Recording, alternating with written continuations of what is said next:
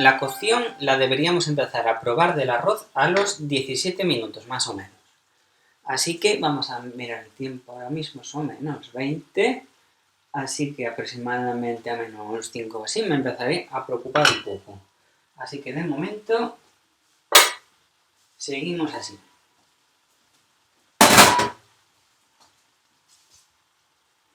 Vale, al tratarse hoy de una preparación que es continua y que vamos mirando el grado de cocción, pues la vamos a hacer de una vez, ¿vale? Toda la presentación final. Así que lo vamos tomando con calma. Esto se va cocinando y mientras tanto voy a mirar otra preparación que tengo aquí en el horno. Le voy a echar un vistazo a ver cómo va.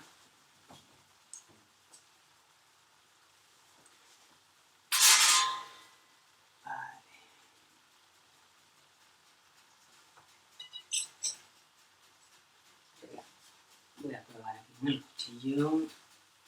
¿Dónde me queda? De carajo.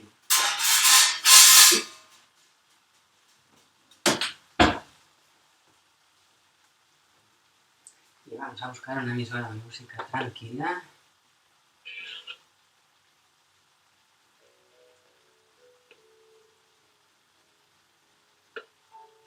Ahí. Bueno, para hablar un poquito mientras esto se va cocinando. ¿Qué propiedades tiene el arroz nutricionalmente? Pues el arroz es un cereal, ¿no? Junto con otros cereales como pueden ser el trigo, del que se hace el pan, el centeno también se hace el pan, el maíz es un cereal que vino de América, ¿no? Y que se utilizaba pues antiguamente aquí en Galicia también para hacer el pan de maíz, la brona, o para dar de forraje a los animales, se utilizan más bien hoy en día.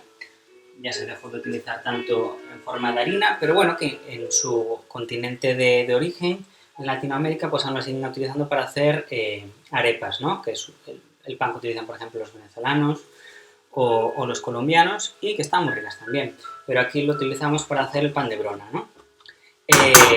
Los cereales, ¿qué propiedades nutricionales tienen? Pues son principalmente hidratos de carbono.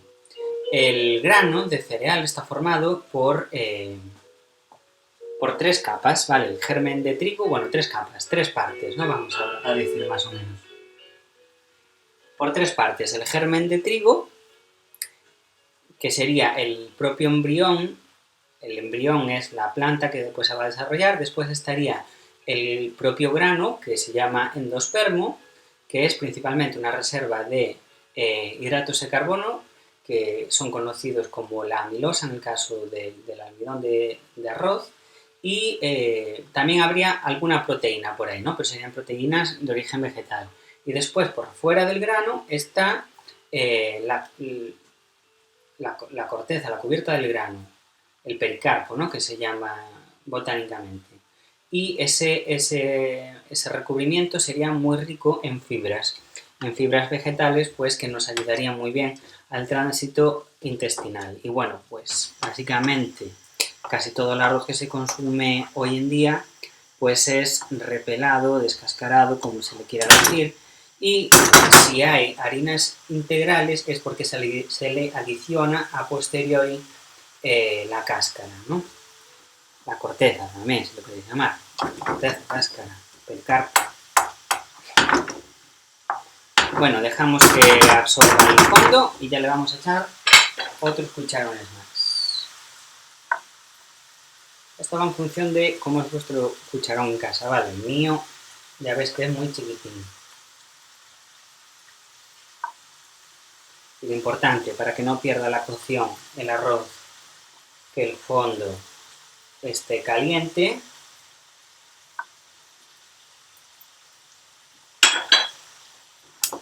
E ir removiendo, lógicamente, para que no se nos pegue también el arroz. Muy importante.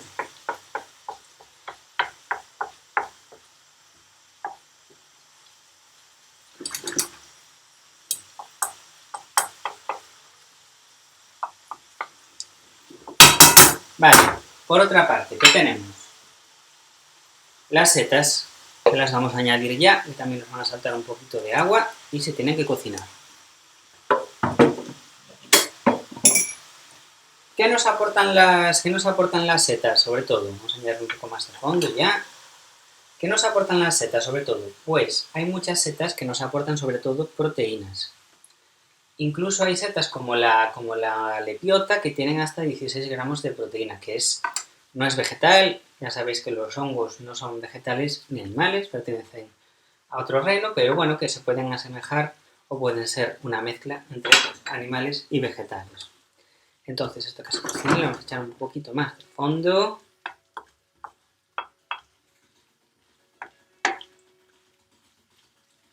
Después, hay mucha gente, hay alguna gente, por no decir poca yo creo, que es intolerante a las setas. Y diréis, ¿qué componente tienen las setas que las hace que puedan ser intolerantes estas personas?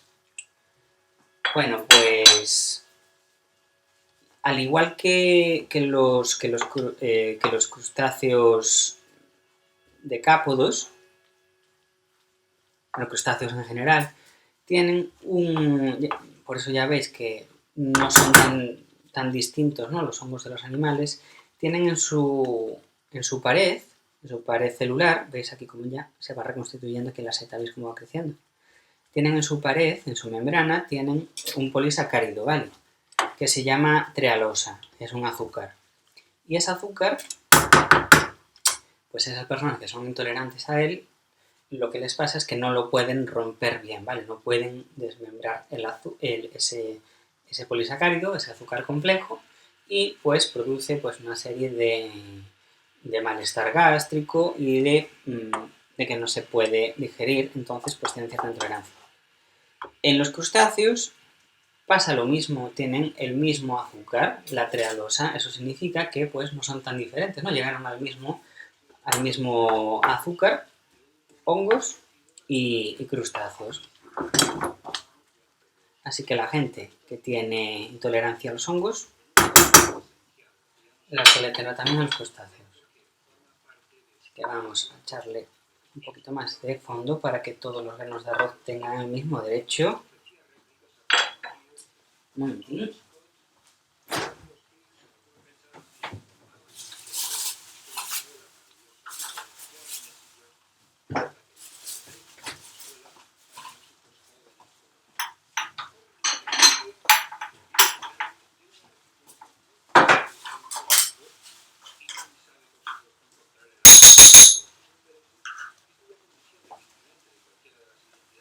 ¡Yupa!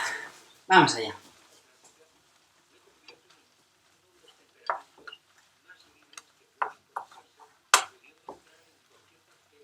¿Qué más componentes nutricionales nos faltan aquí en nuestro plato? Bueno, ya tenemos almidón, tenemos la cebolla, que es un alimento regulador, ¿vale? Nos aporta, pues, fibra sobre todo, almidones también tiene hidratos de carbono, pero también tiene fibra y nos aporta, pues, un buen tránsito intestinal. ¿Qué más? Tenemos el almidón, que es un hidrato de carbono puro, prácticamente. También tiene alguna serie de proteínas.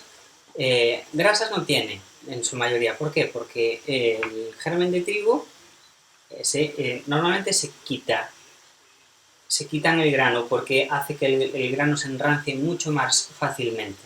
Enranciar quiere decir que, por ejemplo, si hacemos una harina con germen de trigo, con el grano completo, pues esa harina se perdería, se estropearía mucho antes y no es rentable, ¿no?, desde el punto de vista industrial, así que se le suele quitar. Así que grasas, el arroz no tiene prácticamente. ¿Quién tiene grasas en nuestra receta? Pues básicamente nuestra fuente grasa en la que cocinamos, que es mantequilla. La mantequilla tiene un 80% de materia grasa y el 20% restante es agua. Si lo comparamos con el aceite de girasol o aceite de oliva, vemos que el aceite es 99,99% grasa y ese 0,01% restante pues es agua. Por tanto, en aquellas recetas en las que queramos sustituir de repostería, ¿no?, por ejemplo, queramos sustituir mantequilla por aceite, pues calcularemos más o menos pues un 80% o 3/4 partes, ¿no? Si aproximamos a un 75%, que es más fácil quizás, ¿no?, que hacer un 80%. Otra fuente de materia grasa pues sería el queso parmesano, ¿no? El queso parmesano es un queso que es bastante curado, aunque no llega a ser un queso curado como tal, ¿no? Pero es un queso que contiene pues bastante grasa porque proviene de la leche y se le ha eliminado pues mucho suero en el proceso. Entonces se concentra en sales de calcio que tiene el propio queso, en su proteína caseína, por lo tanto va a tener también proteínas, una fuente importante de proteínas, pero lo que más contiene evidentemente es la grasa.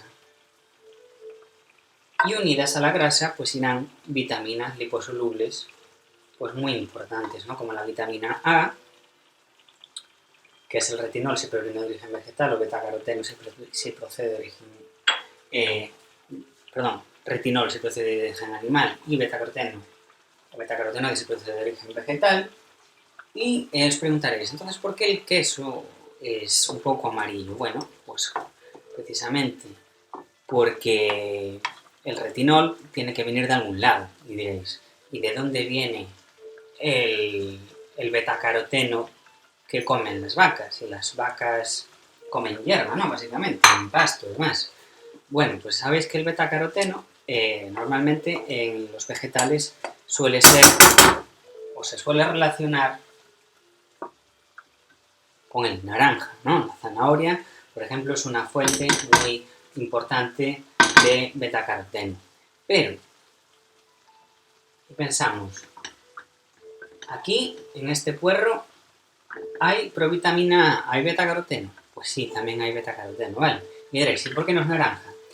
Porque tiene otro pigmento que se llama clorofila. La clorofila es verde, ¿no? Los chicles de clorofila son verdes, pues lo podemos asimilar a que las hortalizas pues son verdes porque contienen clorofila. Evidentemente, la zanahoria no contiene mucha clorofila porque es naranja.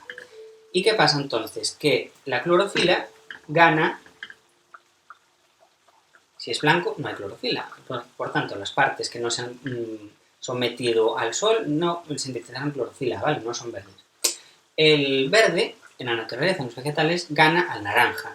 Si gana al naranja, por lo tanto, se verá verde, pero hay muchos vegetales que contienen clorofila y no lo sabemos. Por ejemplo, los grelos contienen mucho betacaroteno, ¿vale?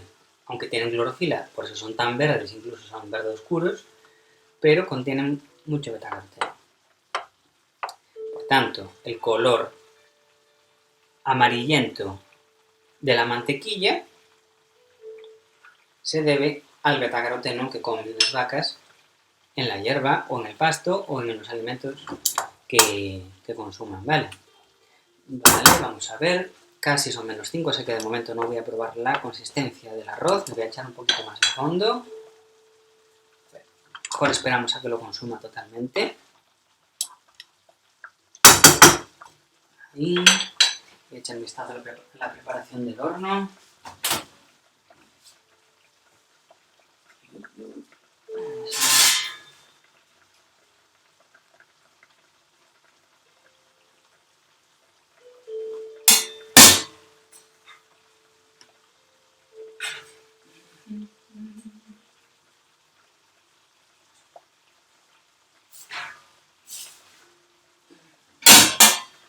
Vale, esta tapa ya se la quito.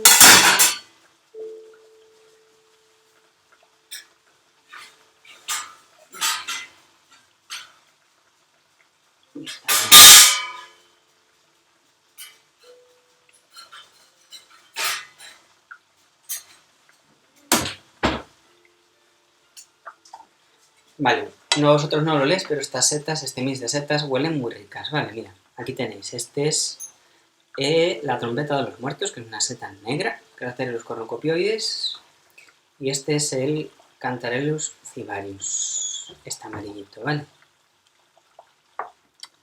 Vamos a dar un poquito más de caña, vamos a bajar el fondo que ya cuece solo, sin añadirle más calor. Ahora son -5 y voy a ir probando la textura del arroz, pero ya os digo yo que aún le queda cocción.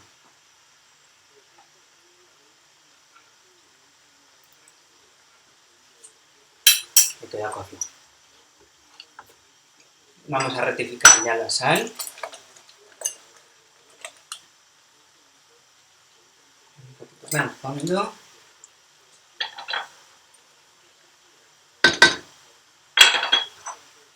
Y le podemos añadir un poquito de pimienta molida, ¿vale?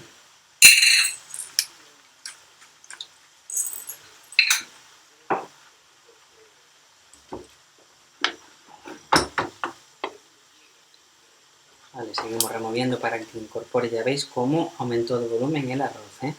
Para que no se vaya a quemar ni nada.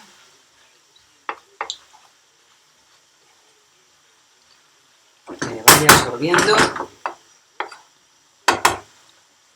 el agua, el fondo, poco a poco. Esta es una receta que quiere tiempo, ¿vale? Porque no se puede, como os dije, echar todo el fondo para adentro y a la cocer, sino que hay que estar pendiente y mimar al arroz en todo momento.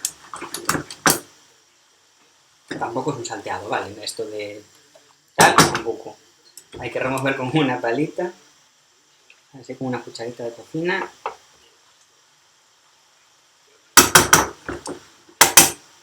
Y con calma.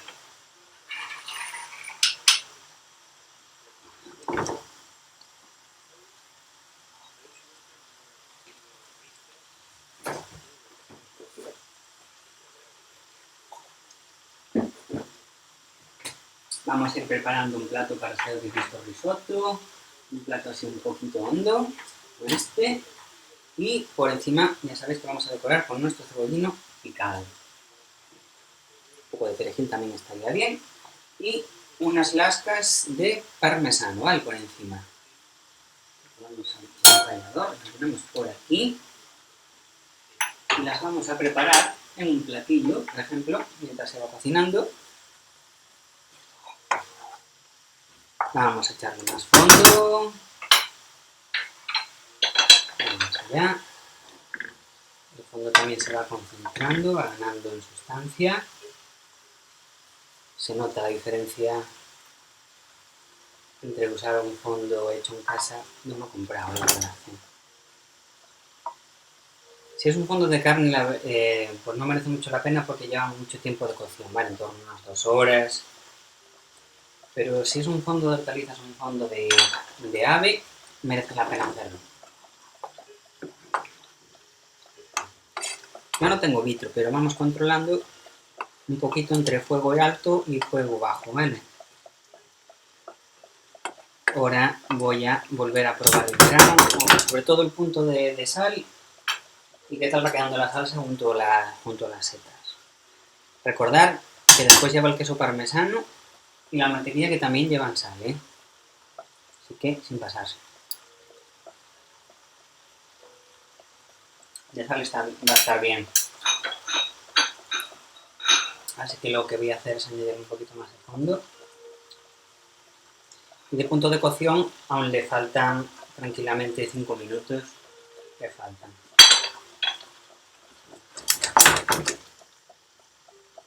Vamos a apagar esto.